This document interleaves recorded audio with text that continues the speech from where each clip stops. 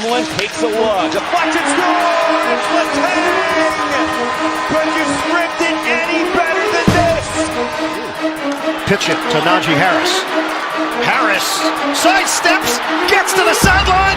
Najee Harris dives for the pylon. Touchdown, Steelers!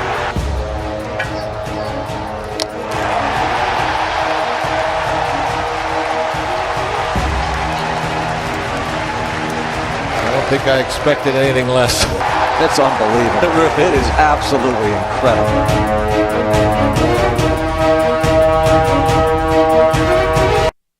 Welcome to our live Pittsburgh Sportsline in the BPTV studio right at the Municipal Building, 5100 West Library Avenue. Thanks for tuning in. We appreciate you. We've got a lot of sports and stuff to talk about. I'm Al Levine, the talking machine. Smoking Jim Frazier. Chip's been doing every other week, and we got 3 in a row for Chipper. Nick Callis has been back for us for, I think, 3 in a row now, too. So we got synchronicity here. And we got a lot of sports and stuff to talk about. We appreciate you watching us on Facebook Live. I put a little promo, Nick. I went outside, and the sun was coming through the clouds. I posted up. We live stream 7 to 8 o'clock, and we're on Verizon 32, Comcast 21, only in Bethel Park, greater Pittsburgh area for Verizon. And we live stream on Facebook and appreciate you. I'll look at this. I'm good. We got Ann Harder watching. Tuesday night sports fix. Glad you're addicted, Ann. Donna Goodfellow, thanks for watching. Peggy Rohde's watching, so we'll hear from her. We appreciate it. And Diane Rohde brought Marco in and Chance, so she was out there talking to Chip and I pre-show. Wow. And she saw Smoking Jim walk in like he's dressed for winter. It was a beautiful 63-degree day. I was starting to work on my tan, but with my anti-remission drugs, I have to put SPF 50 on. Can't get that tan that Smoking Jim said it was a spray tan. Look at the old pictures. Now I'm pale. So, Alan, I go the SPF 70, buddy. You taught me. I got to give credit to Chip. Rarely do I do it, but I'll make an exception. He said, get the children's SPF 50. You won't cry when you put suntan lotion on your face. Wow. Smoking Doesn't burn Jim your don't eyes. even understand. Doesn't burn your eyes. Right. So yeah. thanks to all of you watching. 347, Nick, on the YouTube channel, and we get some interactions there. And you can interact with us. We usually do Facebook Look Live. how big Nick's arms are. Huge, man. Well, he's losing weight as we speak. He's like Arnold Schwarzenegger. Well, glad we could interact with you on there. We got our promos coming up in 10 seconds. My name is Nicholas Callis, and this is the Bethel Park Minute. Bethel Park reminds you that daylight savings time begins this Sunday, so don't forget to set your clocks ahead and spring forward. Bethel Park's website offers up to a number of opportunities for you to stay informed with or get involved with this week. You can go to our recreation programs page to sign up to participate in the spring yard sale taking place on Saturday, April 6th. Also, businesses can sign up to participate in the April 26th job fair by filling out the Bethel Park Job Fair Employer Registration Form. And Bethel Park will also be posting a list of local fish fries operating during Lent this season. You can fill out the Allegheny County Risk Assessment Survey featured in the Bethel Park News section on the homepage. And finally, check out the website meeting calendar under the Government tab to find out when all our meetings are scheduled. And also, Bethel Park Recreation would like to remind you that No Cook Tuesdays will be starting up next week on March 11th. Check Bethel Park Recreation's social accounts for weekly listings of participating food trucks. My name is Nicholas Callis, and this has been the Bethel Park Minute. Pittsburgh Sportsline supports the Pittsburgh Post-Gazette Strikers. I worked there for 36 years. My former union, CWA PPMWS 14842, Pittsburgh Local Mailers Union number 22, is on strike. Even though health care benefits were secured for workers by the union, Post-Gazette management cut them out without the union's approval and still expected workers to show up without any coverage. Please cancel your Post-Gazette subscriptions online or in print. Pittsburgh Sportsline supports the Pittsburgh Post-Gazette Union Strikers. Frank Fanera, owner of Olive Oil's Pizzeria and the Hillcrest Shopping Center on Route 88. Call them at 412-831-1900. Every Tuesday night, Olive Oil's Pizzeria provides the host and the amazing volunteer crew with an XL pepperoni pizza and a full steak hoagie. They are delicious. Olive Oils is proud to support Pittsburgh Sportsline and the volunteers at BPTV. Stay Joey strong. Joey Fabus died at 8 years old of brain cancer known as DIPG. Since then, the family has come together with community members to create the Joey Fabus Childhood Cancer Foundation, a 501c3 nonprofit. Since being founded, they've raised over $100,000. Go to jfccf.org to learn more about DIPG, to help spread awareness, and to see how else you can support and donate towards the fight against this dreaded brain cancer. Always Be Smiling, a 501c3 designed to help children and families in need of kidney transplants. The B stands for Bennett, whose memory is embedded in this organization by his parents, Kristen and Dean.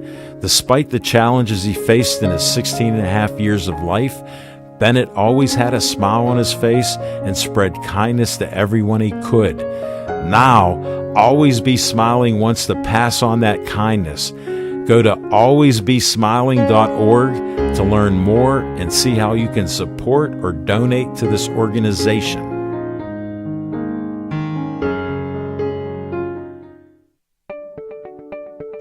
The Bethel Park Community Foundation has money for you. I'm Al Levine, trustee on the board of this great organization. The BPCF focuses on raising money to provide scholarships, grants, endowments, and more. Grant requests are available online from $100 to $5,000. You can also attend fundraisers or donate. Go to bpcf.org to get more information and to stay up to date on upcoming events.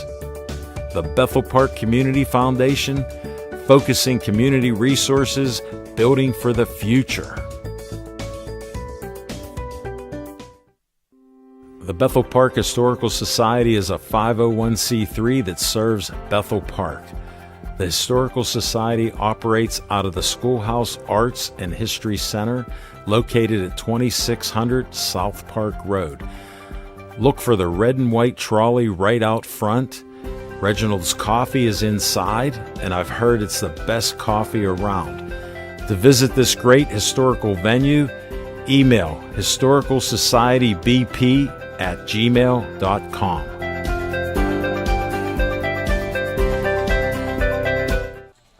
Hey, thanks for watching our promos. We appreciate it.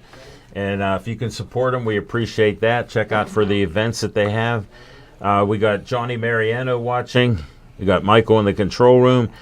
Chuck Chief McElroy's watching. Jane Leffler's watching. Jane Leffler, looking forward to tonight's show. Jane, thanks for your kind words. Teresa Mariano's watching.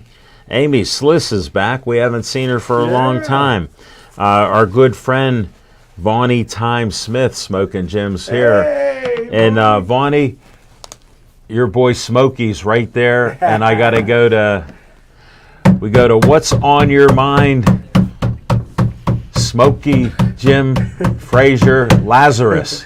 Thanks, Al Levine, the talking machine. And if you want the green, you got That was the overhand fastball. Hey, Al Levine, the talking machine. Yeah. Everything tastes better in my Angel Reese cup. You got an Angel Reese cup, Al Levine, the talking machine? It's so good. It's so good. Hey, all I got to say is Wait a this. minute, did you go where I think you went then? Huh? Did you go where I think you went then? McDonald's? Yeah. Yeah. You never go there. I didn't go there today, but yeah. When's that from? You get When's that from? Hold it. Collector's item. Wait, time out. Collector's item. Time out. He I gets a got 10-piece nugget. No, I got to explain. he comes to Bethel Park, and he goes to KFC. They have an 8-piece dark meat. The bucket in the car. Then he found Cohen now, and he does have what he calls inventory in his vehicle. And Nick, you don't know what it's like. No, I do. I've been in there. You know he has stuff. I was in there before his first accident when I came on the show. Right. There's just buckets of chicken everywhere. Right, and he has other things in there, bags, other stuff in there. He goes from fried chicken place. He goes from Raising Cane's to KFC. There were peanuts all over the floor. We went to Boston. Popeyes. He hits them all. You know? Yeah, he does. But Chick-fil-A is a little pricey for him. And I know on some of our road trips, there's peanut shells and peanuts in Yeah, the there's car. just peanuts everywhere. Yeah, because he just said, here, take a handful. You just never clean them up. Oh, It's he just like- says, go snatch up a handful off the floor. If we go to, I'm sure if we go to West Virginia again, there'll be some from our last trip out there. So Well, all I got to say is this, Al Levine, the talking machine, and Nick can back me up on this. Probably not. I've already put in my order for my double stack turkey hoagie with Mikey and the Bethel Park Band. But Al Levine, the talking machine, and here's where Nick can back me up. The one thing it's missing is, and Nick knows I collect those little packets of relish. They can send a man to the moon, but they can't provide you a pack of relish with every sandwich. Al Levine, the talking machine. Hey, I'll tell you what. Do you guys know what a cursed franchise look like? That's your Pittsburgh Penguins. No, I was going to say the Detroit Lions. That's one. Or the That's another Buffalo one. Bills. That's another one. Al Levine, the talking machine. When the Penguins was the #1 team in all of hockey, I said then they would never win another Stanley Cup because the way they backstabbed Marc-Andre Fleury. And that's what's on my mind. you said that like last week and the week before I will too. say it continually because it'll be a curse you'll never see in your lifetime. What cursed The teams Penguins- win championships? Pardon me? What cursed teams win championships? None, but I see How it many this. how many Super Bowls the Cleveland Browns have? They're cursed. They're doing pretty bad. 1964. No, that was pre-Super Bowl. That was World Championship. I said Super Bowls. First 2 Hey, years, Nick, the you're Super making Bowl great- wasn't called you're the making Super great Bowl. points, but First I- 2 years, the Super Bowl I wasn't wanted called the to. Super I Bowl. wanted Is to- there a, And how did the Super Bowl get its name? No, how? The owner of the Kansas City Chiefs, his name was Lamar Lamar Hunt. Hunt, Yeah. and they had a child that was playing with. They used to sell this toy. It was called a Super Bowl, and you could take a Super Bowl and whip it down on the ground, and it would bounce in the air Super 100 Bowl, feet. I yeah. had one of Okay, those. I had one of and that's where the origin of the word Super Bowl came from. Was from a Super Bowl. Well, I like to look Yeah, that hey, one. I got like to look that Chip. one You up. got me going. We're a little off I track. don't usually question Chip, Nick, but I like to. Hey, Nick, You're calling me out. I got to thank Nick Callis because he Good went job, down the Nick. rabbit hole again. Yeah, I did. You know how he goes down the rabbit hole? So I'm going to tell 2 Super Bowl stories. Okay. We had these little Super Bowls, and Let me I'm take a living. cup of my Reese's. I have a 2-story house in Bethel Park, and my daughter's like 2 years old, and I had the big bat. And I always threw overhand because I heard, then they'll be able to play. She played fast pitch softball.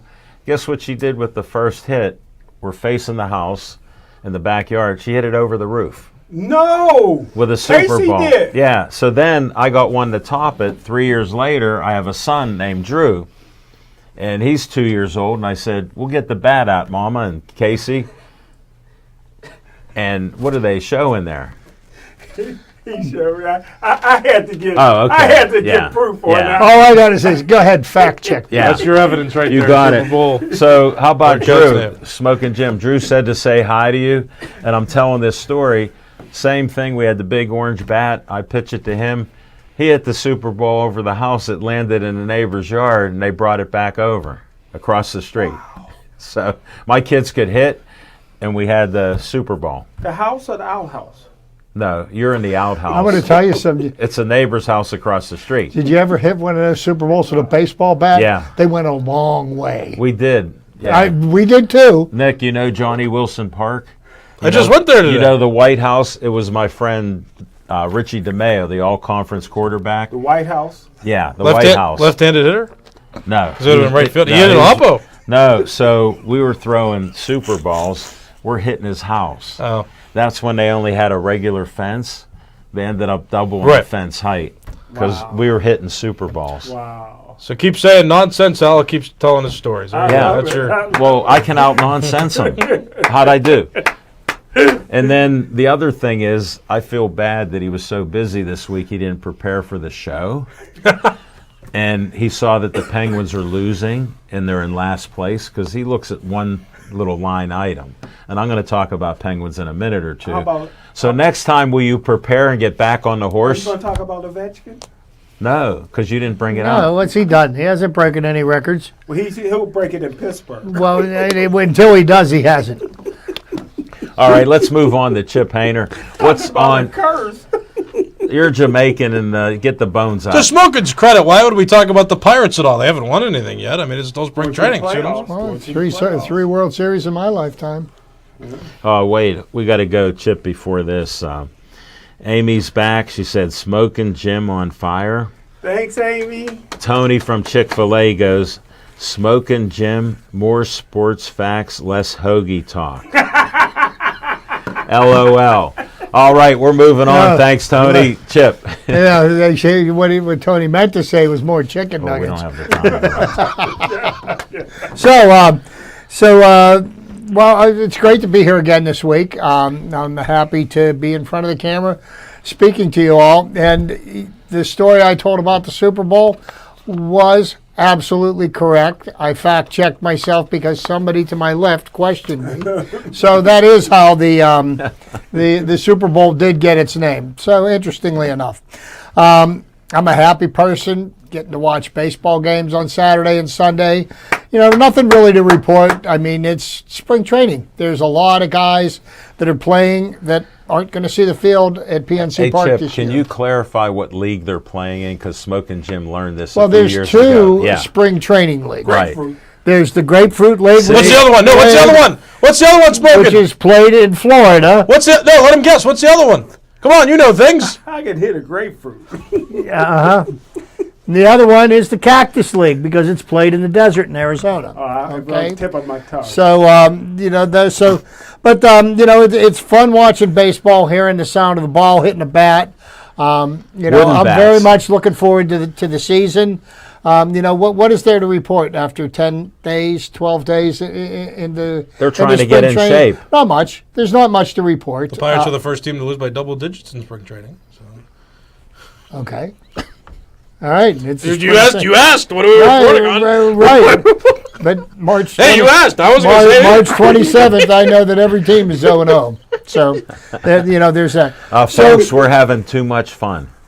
To speak to something that Jim alluded to get a little bit more in depth into something, and I don't believe in curses, but the Pittsburgh Penguins are a floundering franchise right now. And I was reading from a couple of different sources, and I don't know if there's any validity to this or not.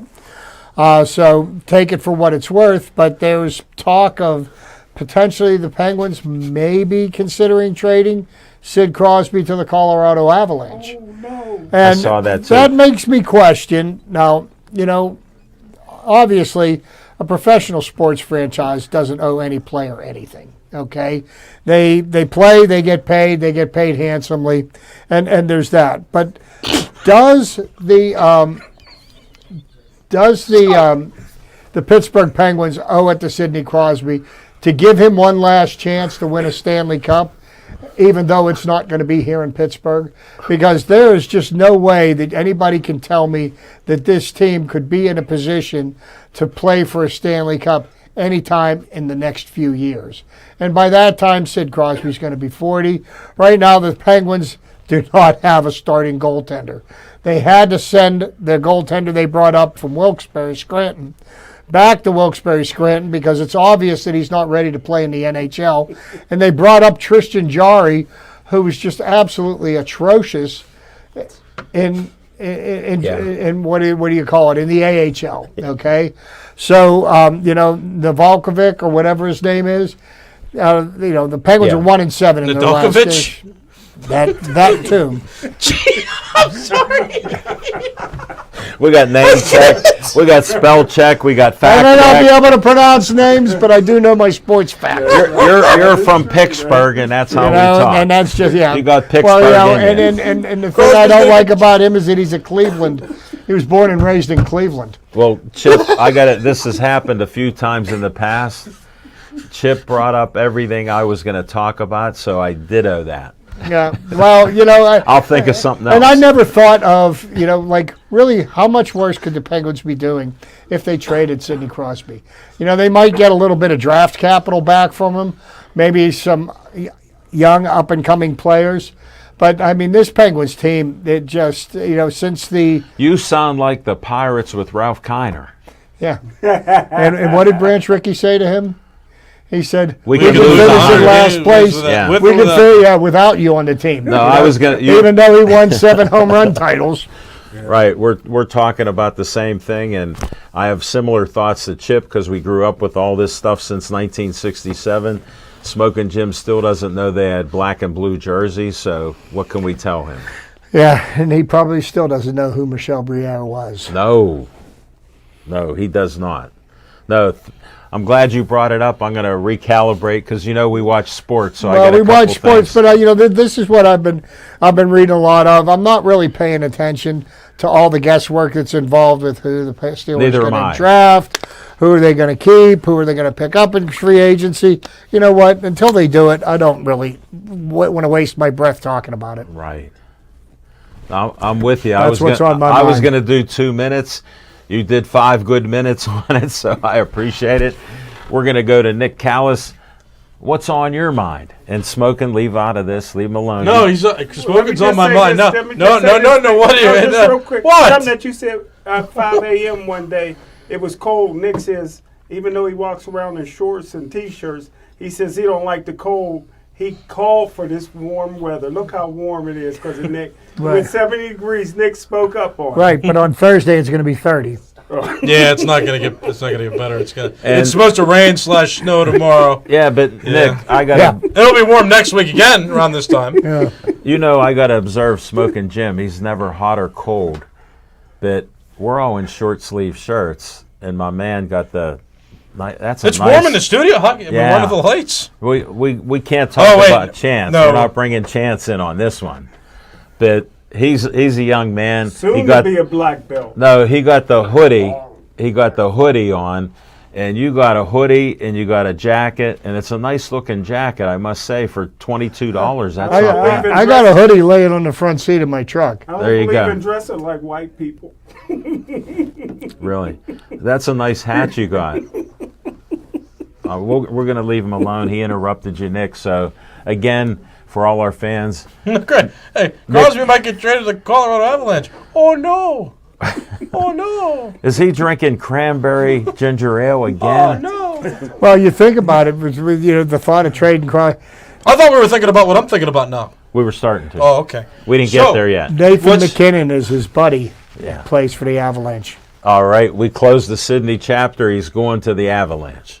I hope not. I actually had a dream the other day that Crosby did get traded because I was listening to all the rumors and I was following them all, and I was like, oh no, he got traded, but I accepted it. It was crazy. And then I woke up and he's still on the Penguins, and then it was Monday. And now we just confirmed it. So there you go. So he's still on the Penguins for now. I got some Penguins takes. I can't really talk about hockey, so I'll talk about hockey now before baseball full swings in. I did my first baseball workout today for that game coming up on, it's official now, June 7th, Washington Wild Things. And we're raising money. A lot of the proceeds are going to go to the reconstruction of Riley's Poorhouse in Carnegie, which is a great Irish pub. So, My favorite, my dad's favorite bar. I mean, I only mentioned them too this month, because we're doing that, but also it's March, so St. Patrick's Day. They get a lot of business during St. Patrick's Day, so but they're a great business and they're a great restaurant, so it's nice to be able to do something nice for them as well. But I'm starting to do practices again. I was fielding ground balls. I did some batting practice today, so I'm excited about that. And then this is actually what I was thinking about, because I remember growing up, and it was really nice when I enjoyed playing baseball that the Pirates were a good team. And I remember that coinciding with each other, me playing, Pirates being good. It was baseball was fun. in Pittsburgh, and baseball is fun to watch. And the older I got, I kind of just realized, and this isn't necessarily an insult to the history of baseball or anything, but and it's more of a testament to a lot of the new rules that they've implemented to make the game a little bit more interesting now. It's like the game of baseball has gotten less interesting the less I've played and the more I've just been a spectator to the sport. And working out today made me think of that. I'm like, is that like a correlation? Like, baseball's a real fun game to play. It's fun to play mind games with your opponent, whether you're pitching or hitting or whatever you're doing, during the game. It's fun to do that when you're in the process. But to watch that stuff happen is not interesting. Like, I'm sitting in the stands sometimes, like when I was like 20, 21, I was like, man, why am I not out there? This is terrible. Well, because I got cut when I was a sophomore, so that's why I wasn't there. Not good enough, but you get what I'm saying. Like you want to be in the game. You want to be in the action. You want to be in the game so much because like those little intricacies are more fun when you're the one actually executing the roles. And so to watch, I think, was getting rather uninteresting. So that's just my extra support into the thing. Thank goodness there's a clock. Thank goodness there's a universal DH. I like the challenging systems that are existing now. The automatic ball strike system that's being implemented right now seems to be working. It's real smooth. You just tap the helmet, bam, they review the call, they do it on the scoreboard. It's a good thing. So, just the way the sport's evolving, it's just my added support. But playing again has given me a new perspective. Like, I'm wondering how much more I'm going to enjoy the sport this season now coming, because now I'm going to be playing again. Like, I'm going to be training from now until that June 7th game, where I'm going to be doing a lot more intense workouts and a lot of things that I used to do in college on a lesser scale, but still, I wonder how I'm going to view baseball this season. I think it's going to be interesting because my mindset's on practicing and working out and getting better. I wonder how I'm going to see the game now that I'm back into that mindset, especially with all this, weight loss and, again, all the workouts that I'll be doing. So that's what's on my mind. That's a great 26-year-old perspective. Understand that. That makes a difference. That's what happened to me when I stopped playing baseball. I lost interest. You want to come work out with me? That'd be good. Well, I would love that. Nick, I would love that. Nick, we can't even talk about Vita Blue because he never played the game. Right. He only learned about hockey and baseball on Pittsburgh Sportsline. They didn't call me Vita Blue because I was left-handed. No. I was right-handed. He didn't know that. So we covered that. Nick, we appreciate your insights, especially at 26. I'll be 69 this year. I can still remember pitching for the first time when I was 12 years old, and I pitched 8 games that season. I can still picture that. Oh, we talked about that a little bit, too. Yeah, and Do you mind if I have a little... No, I have the love of the game. That's what I'm saying. So we go back to this old school concept of it. Yeah. And as you get older, different things come up. Like Chip and I both pitched. We had tough dads that... When they yelled at us, we straightened up and wanted to do better. My dad was a coach. Yeah, same with mine. I knew more about baseball before I was old enough to play it, from sitting on the bench and watching the game and positioning players and all of the things and the intricacies of the game. And, I was able to apply them when I played. Right. And then, when I got to the point where I was no longer good enough to play and I had to go to work for a living, I still love the game. Some of the changes in the rules in the last few years, I hate. But, in my core, the game of baseball is still a great joy to me. When did you stop playing again? I forget. I was probably 19 or 20 years old. Okay. Then you picked up softball, right? So you really I played softball until my mid-30s and 3 knee surgeries. That's what started my knees down the road. 3 knee surgeries meant I was like, okay. Because I didn't know how not to play the game like it was the 7th game of the World Series. Well, Even if we were playing in a Sunday beer league, that's the way I played. He rose. Yeah, well, like Chip and I are similar. I tell people my first sport that I loved, and I still to this day, is baseball, just because of what I experienced and did it. And the same thing would be with Chip. And later on I played high school football and did well. And I only pitched until I was 18 because I was going to go and I was playing in Pony League and I was going to play some other, maybe Federation League. But I got hired at the press. Yeah. And guess what? I went right to work. Well, yeah. And my baseball was done. And every once in a while I had my mitt and stuff and I'd go in the backyard and throw So- it. I remember I was indirectly told by Lanny Fratteri, "Hey, you're probably going to be a better broadcaster than I mean, hey, And that's a guy that saw a lot of baseball. It's funny. You and I are the same generation, and we both have the same love for baseball. Because when we were children, the Steelers were a joke. The Penguins didn't exist. As a matter of fact, back then the NHL was the original six. Yeah. And it wasn't until '67 when the second six came in, of which the Penguins were one. Right. No, and hey, you talk Penguins. We used to take a orange plastic ball and sticks. We'd Yes, play sir. there, and we got $2 seats in Peanut Heaven. All right, we'll let Nick reminisce. yeah. So I just want to say this too, because I remember thinking about things too. Like Al and I were talking before the show. Yeah, we we came did. early, and my arm's like cracking still, and it just brings me back And look, to like. mine doesn't. Here, a little yoga. But what I wanted to say is, like, I think the mentality of like athletes that are my age or younger or around my age, I think everything's kind of shifted from like the older school style of like workouts and training and stuff to now. Like I hear like people talk about like kids now are like soft or players now are soft because like their arms aren't, there's more injuries and yada yada. And I was just thinking about my own perspective. Like I still don't think that's true as I think about it. Like when I was a freshman in high school, I willingly pitched for 5 different teams, and I would pitch like back-to-back days. And I once, as a 15-year-old, threw a 9-inning game. Like we played 9 innings. We were going to do a doubleheader, but like there was rain in the forecast. We're like, oh, we'll just play 9. And I threw the entire 9 innings of that game. And after pitching the day before that for like my rec team, You were like Satchel Paige. but not good because now my arm clicks. For Not his. well, not like very good. So yeah, I mean, it's like.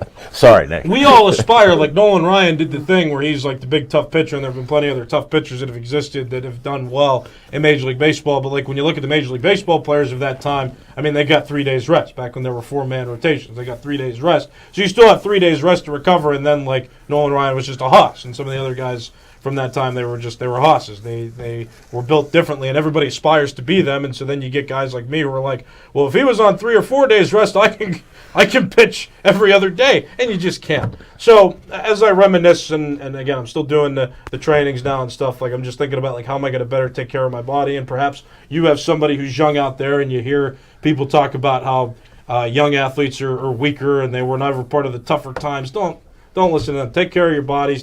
Train properly. Take care of yourself. Listen to your body, and don't pitch every other day or like back-to-back days unless it's like an emergency. But your rec teams, that's not an emergency. Actually, something going on. Interesting. Alan posted something last week of a show that we did at SIPS years ago. I was talking to Grant Jackson. Grant Jackson pitched for a number of major league teams, the Pittsburgh Pirates being one. And I had some fascinating conversations with him. And we were talking about pitching and today's pitchers. And he won a World Series game. He started Game 7 of the '79 World Series, Yeah. believe it or not. But anyhow, we were talking about pitching, and I've never have been a very big fan of the pitch count, Yeah. and the way things are done. And he told me the difference between when they played baseball, which would have been the late '60s and '70s, was that what did they do the day after they pitched? They went out the next day and threw. Okay, and they said and he felt that their arms were better conditioned to throw because they threw more frequently, and their arms were prepared to be able to do that. Did you ask him? Did they throw like actual like 100% intense pitches, or were they just throwing? Because I mean that's that's a really good question, and I did not ask him. What we did in college, we would do armband stuff. So instead of throwing, we would do the motion with the I got an answer for and that would loosen up our muscles. So it's kind of the same thing. But you're not gonna throw 100% one day. I got to differ on that. Here was the difference then, Chip. We were told the more you pitch, the stronger you'll get. So I pitched 5 days a week, even though I was in Little League, because I practiced. My dad had the wooden cutout where you have the 4 squares. I had to not aim the ball. He had me following through to hit the corners, and I had great control. And on off days, I threw as harder than I did in a game. Yeah, I don't Well, know you if know, that's great and to because speak to I've Nick's had a great question, season. there's a Yeah. really good question he asked.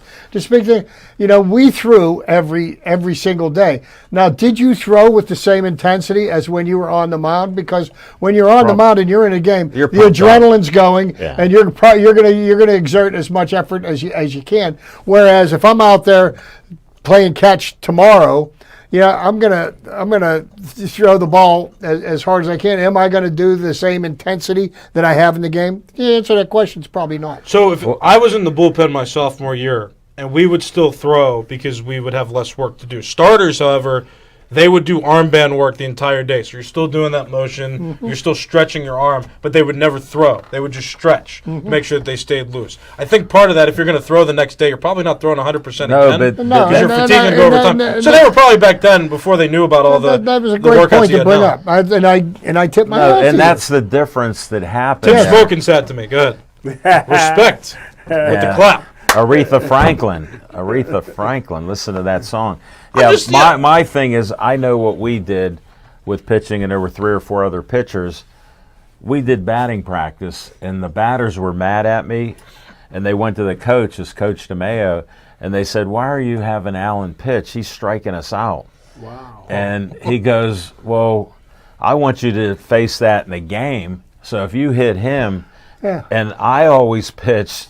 I was crazy. Yeah. And I would throw, and my arm, I was blessed. Some guys can throw a hard ball. I had a friend, Tom. All he threw was junk. And this is in Little League, curveballs, screw wouldn't let balls. us. And it would like hit you like that. My catcher had the bloody hand. Just talked to Greg recently. He had that bloody hand, and they put a cloth in. I would do it. Maybe I was a freak of nature at the time, but that's all I would do. In batting practice, they would tell me to take it easy, and I go, "Coach, I can't do that." And I remember the guys that used to throw hard. You ever wear stitches on your body from getting hit? Well, I had a lot of them. Here's my favorite on that. I had some friends on the Braves team, good friends, John Scanlon and stuff, and left-handed batters. I had a slider. It would break this much. I'd throw it over the middle of the plate, and they like to crowd me because they thought I, would just hit over the plate.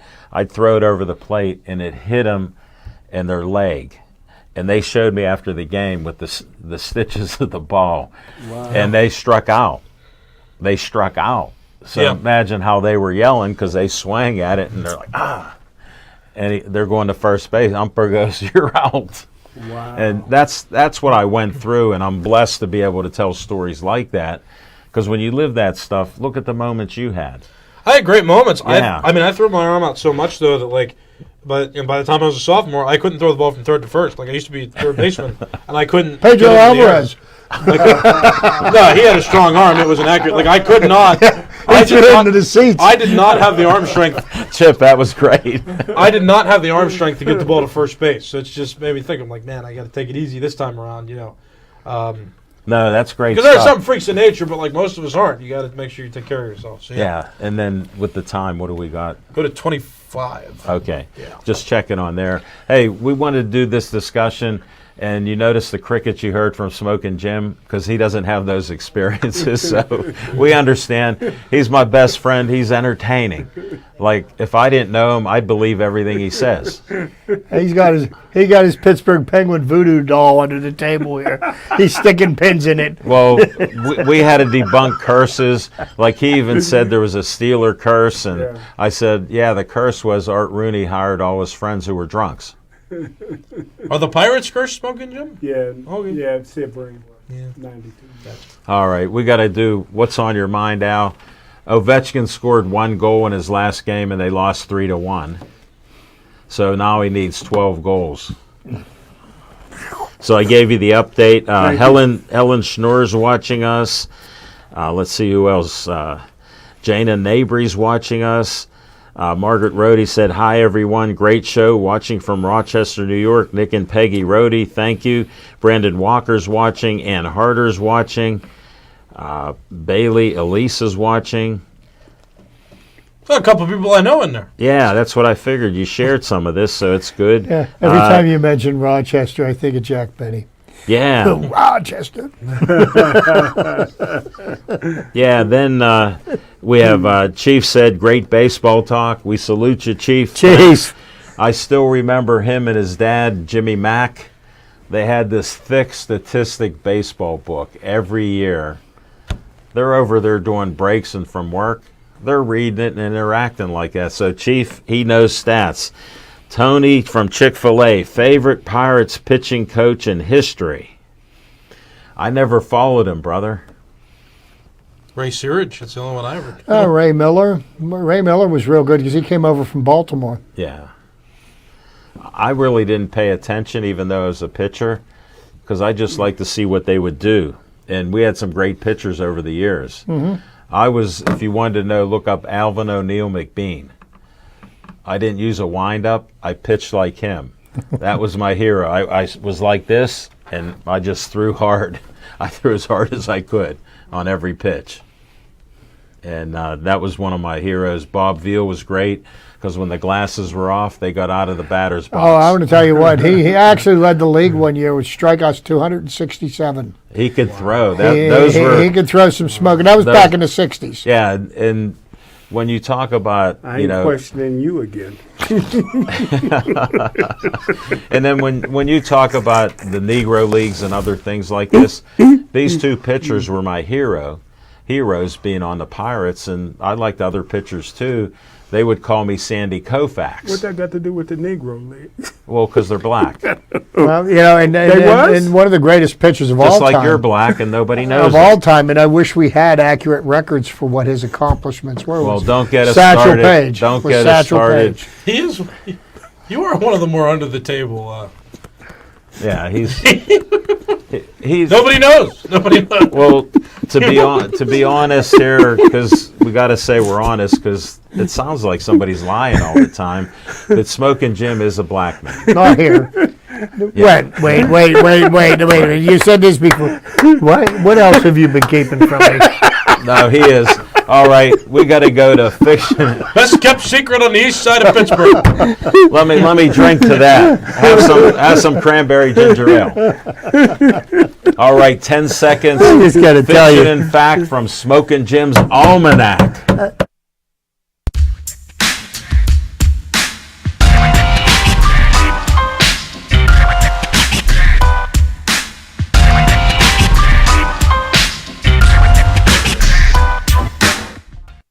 Good segment. Thanks, Chance. Al Levine, the talking machine. I tell you what, you're going to like this one. This is all for you.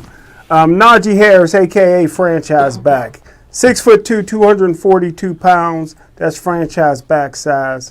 Only back in the NFL to run for 1,000 yards 4 straight years, 4,300 yards. Franchise back. He can leap over defenders, block, run, catch. Franchise back.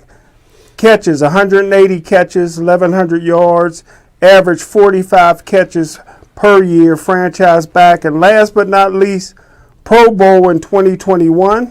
Never missed a game due to injury, franchise back. Well, any problem with these guys. They never missed a game. Then they signed a big contract, and then they're on the trading table. Thank you, Smoking Jim. You pumped me up. I appreciate it. Yes, sir. All right, let's go to Chip's trivia time in 10 seconds.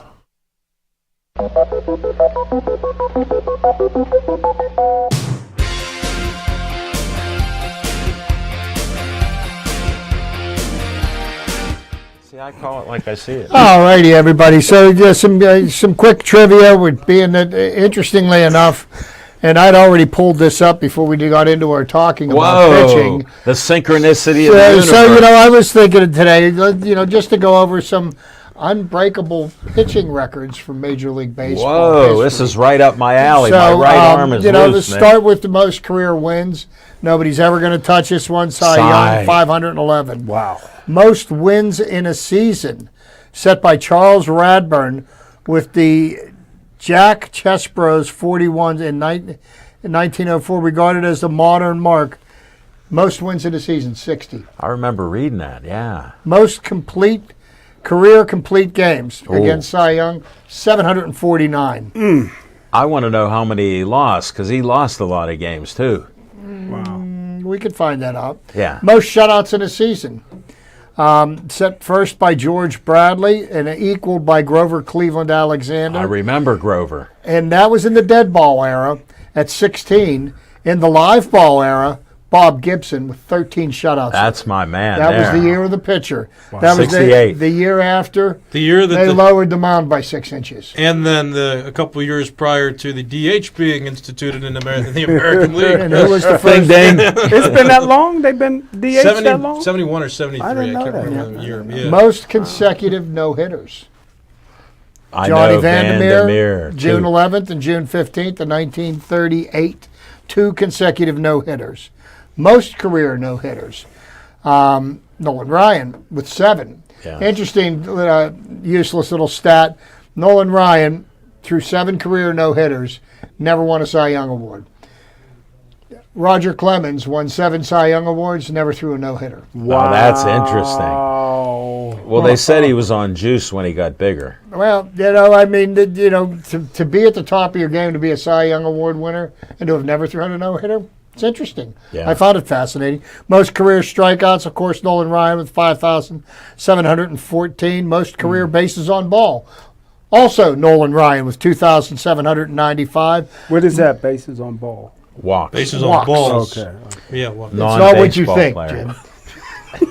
This is a family show. Yeah, he never got walked. Most innings pitched in a season, 680, set by Will White in 1879. Wow. He set the record of 75 complete games, noted above, 680 innings. That's amazing. Most career wild pitches thrown, and this is not Nolan Ryan. Tony Mullane, who pitched from 1881 to 1894, We're going 343 wild pitches. The active leader in wild pitches as of October 2024 is Clayton Kershaw with 103. Wow. Most innings pitched in a single game, 26. Who was it? Set by Leon Kadori and Joe Oshiger, What year? respectively, of the Brooklyn Dodgers and the Boston Braves, who were the only pitchers in a 26-hour marathon, May 1st, 1920. Wow. That's like boxing matches. It'd be 100 rounds. And you know what? After our little conversation, I wonder what they did the next day. Nick, they were hydrating, sleeping. But that's my trivia for this week. That's good. Just some unbreakable pitching records, and maybe the next time I'm on, we can go into hitting records or batting accomplishments. We can do that. Yes, sir. All right. Thank you, Chip. All right, Nick, VIP time, 10 seconds.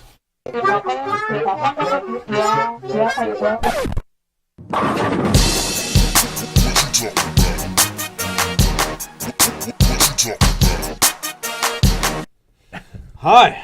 Hello there. Nice to see you. So, I want to talk about the Penguins a little bit. Like I said, You teased us. I did. I don't really talk about hockey because it's not quite. Get the there. puck out of here. So we'll talk about the Penguins. They're interesting because they're in last in the Metro. 24 and 29. They're They play second to tonight. last in the Eastern Conference. Like, what do you do? What do you do with this team? They're not going to play till 9 o'clock, so we don't know exactly what's going to happen on this Tuesday night. I'm trying to put this together because, on the one hand, you got a lot of good players, or players who were good and they're just older now.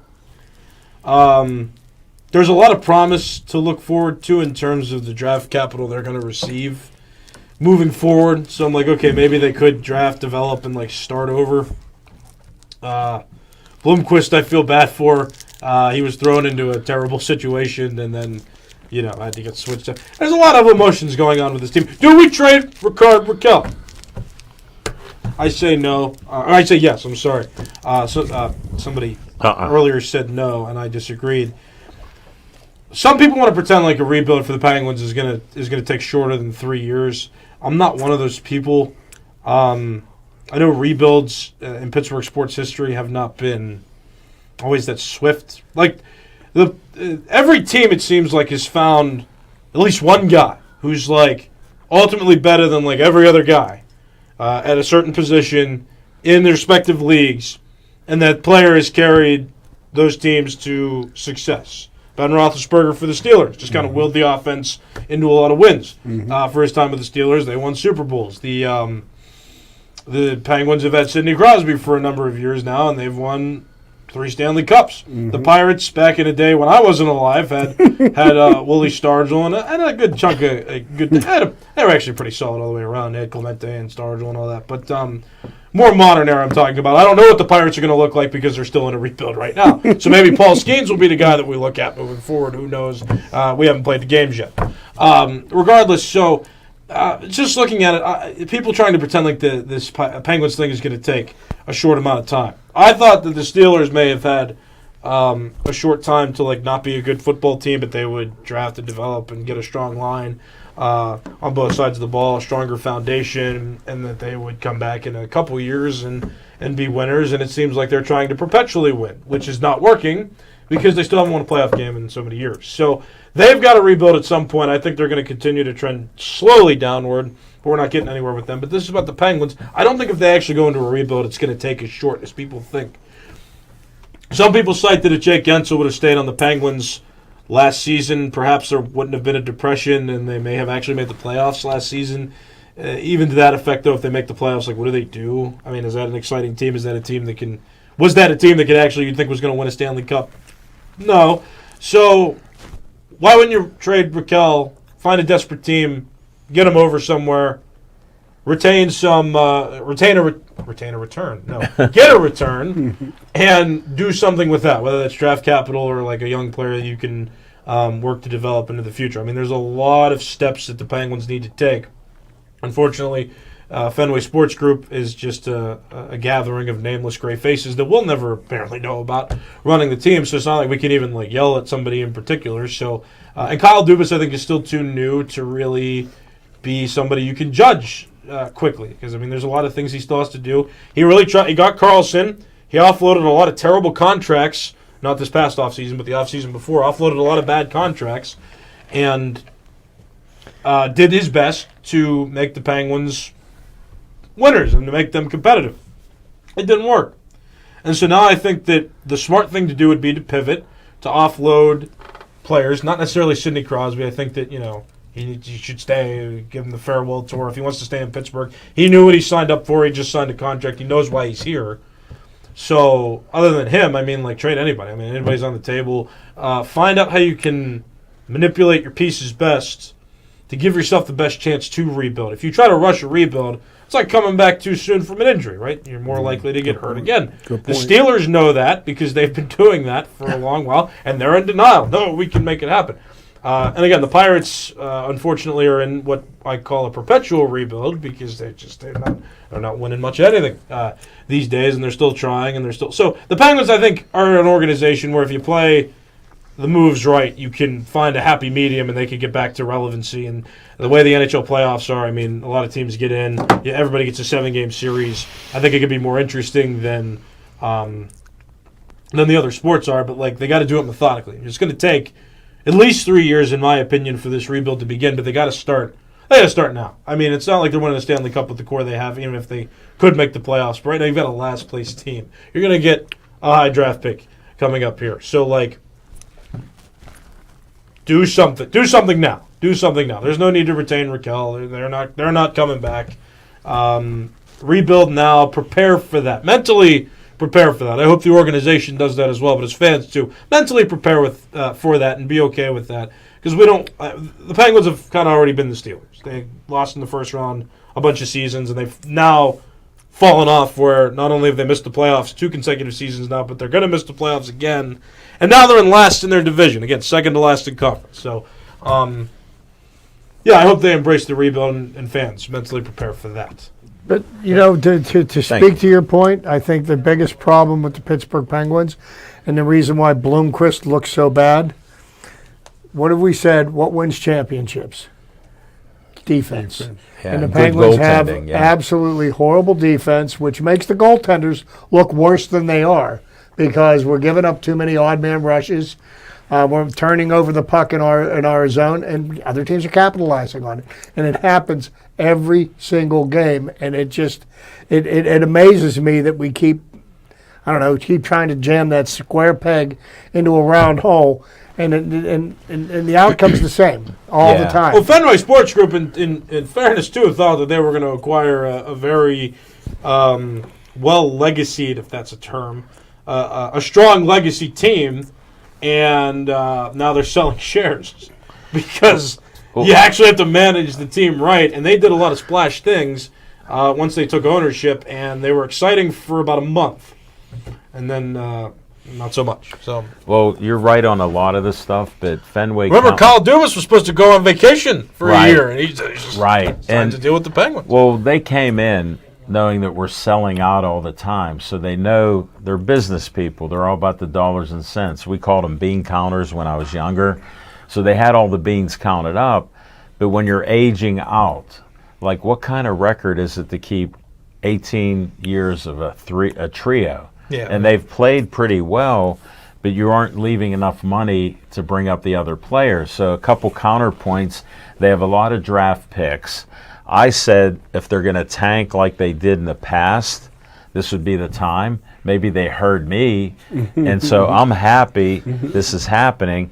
I believe Sidney Crosby is a great guy, and he signed his last contract with a stipulation because I heard rumors about it, that you get me a good enough team to compete and I'll stay, and if not, I will exit. I believe that could be out there. He's talking about trading Raquel. I'll tell you the person I think is completely useless and has been a waste Go ahead. of money was Carlson. Yeah. Carlson, and then, the He's a curious case. He doesn't want to be traded. That's really strange. Because look what he's getting paid. the theory, he's still going to get paid. Whoever he's playing for, that contract's That's still the thing. good. Nobody wants to pick up that. No, That's I don't salary. think that's the thing. I think he's starting to go toward the end of the line, and he doesn't want to play for a team that's competitive because he may very well expose the fact that he actually isn't as good as he used to be. So that's what I think. Well, So no trade clause. Don't trade me. we're running out of time, but the point on Carlson, when he was with the team that he was the best player on the team. Yeah. So they let him score like crazy. He was never that type of scorer, and he wasn't always a good Well, he didn't have to defensive go player. back and play defense. Right. He could be an offensive defenseman because there was somebody back covering for him. And now when he's supposed to cover, And he's not. and he doesn't play good with others. Like other superstars, he can't get the puck to them. Like, how hard is it when you got great players? So I got to end that. Good discussion, guys. 2-minute warning on location.